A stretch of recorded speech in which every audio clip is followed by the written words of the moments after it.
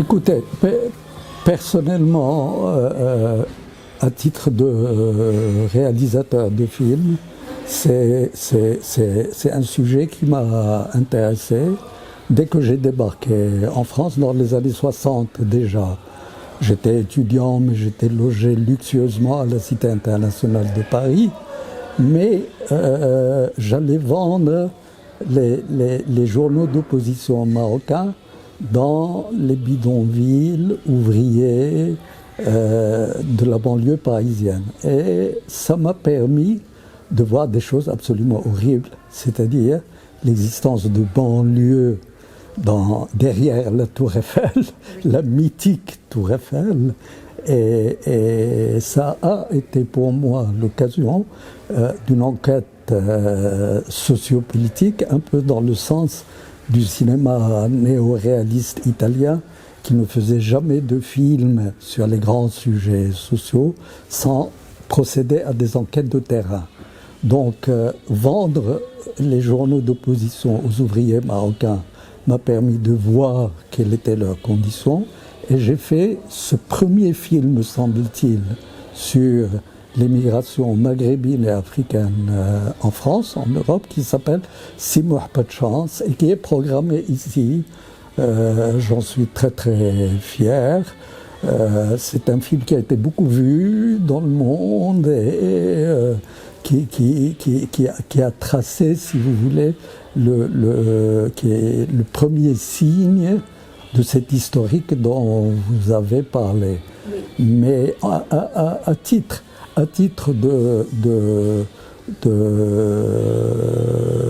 réalisateur qui regarde des films, qui étudie, qui fait des recherches sur les films, effectivement, ce thème-là, à la Cinémathèque française de Paris, apparaissait très très vite parmi les grands thèmes de l'histoire du cinéma.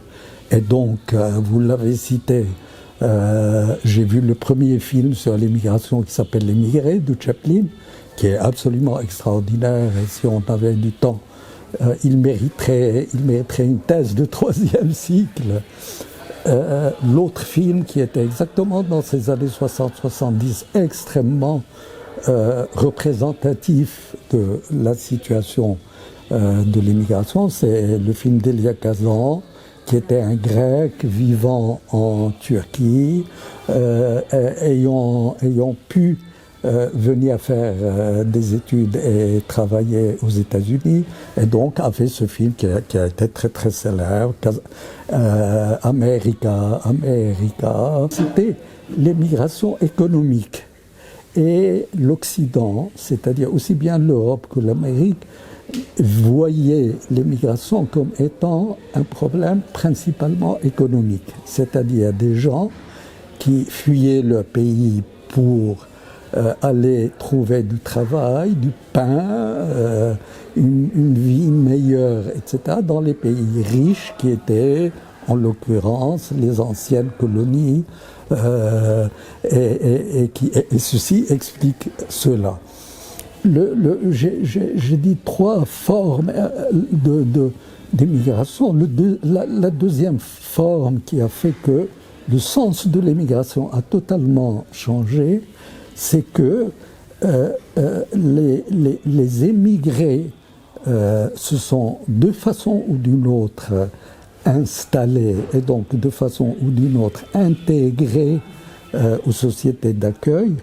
Et il y a de très très beaux films qui ont été faits sur le sujet. Moi, celui que j'adore le plus, c'est celui de l'anglais Ken Loach, qui a fait un film sur l'histoire d'un jeune Pakistanais à Glasgow qui tombe amoureux d'une jeune Anglaise. Ils sont très amoureux l'un de l'autre. Et donc là, apparaît dans le film de façon très belle et très subtile ce qu'on appelle aujourd'hui le choc des civilisations.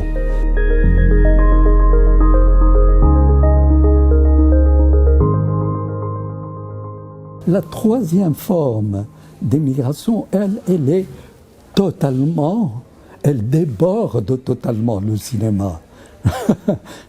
Non seulement le cinéma n'arrive pas à avoir de prise sur elle, tellement elle est profonde, elle est importante, elle est nouvelle aussi, elle est grande, et surtout, surtout parce que, en même temps que ces explosions de guerre dans tous les continents, nous avons eu parallèlement, depuis une dizaine, vingtaine d'années au maximum, l'explosion des nouvelles technologies,